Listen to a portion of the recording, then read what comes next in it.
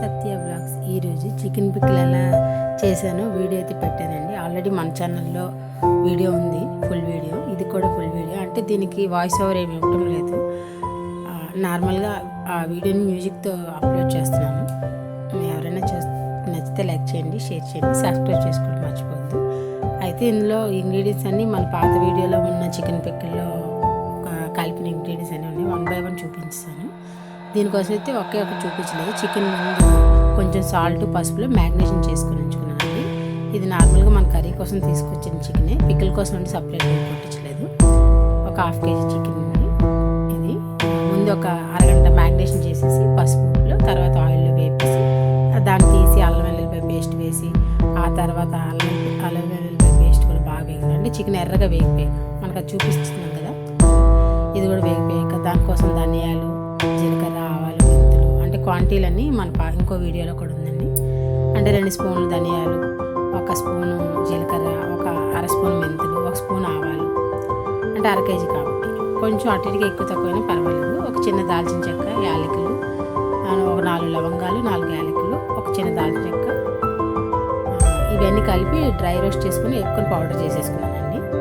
ఆ పౌడర్ని అయితే ఇది మొత్తం చికెన్ అంతా వేగిపోయాక, అంటే అల్లం పేస్ట్ వేసి దాంట్లో చికెన్ యాడ్ చేసుకొని దాన్ని కూడా వేగాక కారం, సాల్ట్ టేస్ట్ అంటే పిక్కల్లో కూడా కొంచెం సాల్ట్ వేసుకొని చక్కగా మొత్తం కారం, సాల్ట్ వేసాక తర్వాత ఆ పౌడర్ కూడా యాడ్ చేసుకొని, నచ్చితే కొద్దిగా చికెన్ మసాలా కూడా యాడ్ చేసుకోవచ్చు, లేదంటే అవసరం ఆ మసాలా సరిపోతుంది.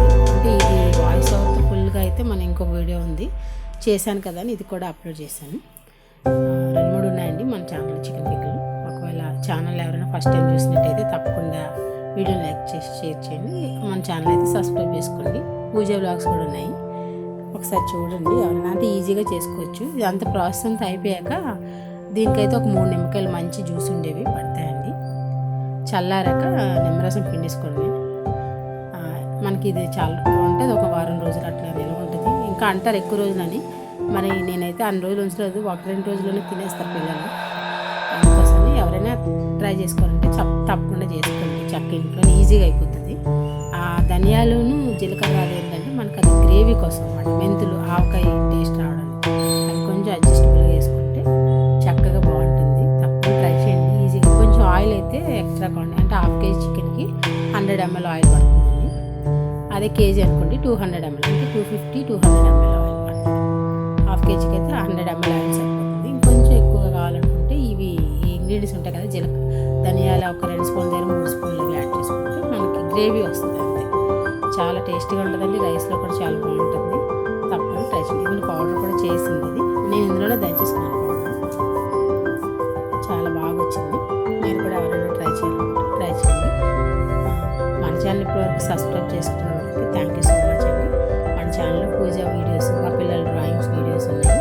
ఇప్పటివరకు నన్ను సపోర్ట్ చేసిన మీ అందరికీ మనస్ఫూర్తిగా థ్యాంక్ యూ చెప్తున్నాను. ఎవరైనా చేసుకోవాలనుకుంటే మన ఛానల్ ఇంకో వీడియో కూడా క్లియర్గా క్వాలిఫై ఇది కూడా చూస్తే మీకు ఐడియా వచ్చేస్తుంది. కానీ ఎప్పుడైనా సరే పిక్కలు చల్లారకి నేను చెప్పేసాను ఆల్మోస్ట్ వివరాలన్నీ. అంటే ఒకసారి ఇట్లా అప్లోడ్ చేద్దాం, వీడియో చేశాను అనేసి అప్లోడ్ చేస్తున్నానండి. ఇదిగోండి చక్కగా నేనైతే 2 నిమ్మకాయలు చూపించాను, కానీ 3 లేదా 2 జ్యూస్ 1/2 kgకి అయితే అవన్నీ కట్ చేశాను, కానీ అన్ని పడలేదు. ఒక 4-5 ముక్కలు, అంటే 2 నిమ్మకాయలు 3 నిమ్మకాయలు మధ్యన చాలా టేస్ట్గా వచ్చిందండి. తప్ప చికెన్ మాత్రం బాగా వేగిపోయింది. ఇది ఒక గుర్తుంచుకోండి, చాలా ఈజీ చేసుకోండి. బయట ఆర్డర్ చేస్తే వాళ్ళు ఏ నూనెతో చేస్తారు, ఎంత రేట్ ఉంటుందో అని భయం ఉంటుంది. మనకైతే ఈజీగా బడ్జెట్లో అయిపోతుంది. తప్పకుండా ట్రై చేయండి. Thank you for watching.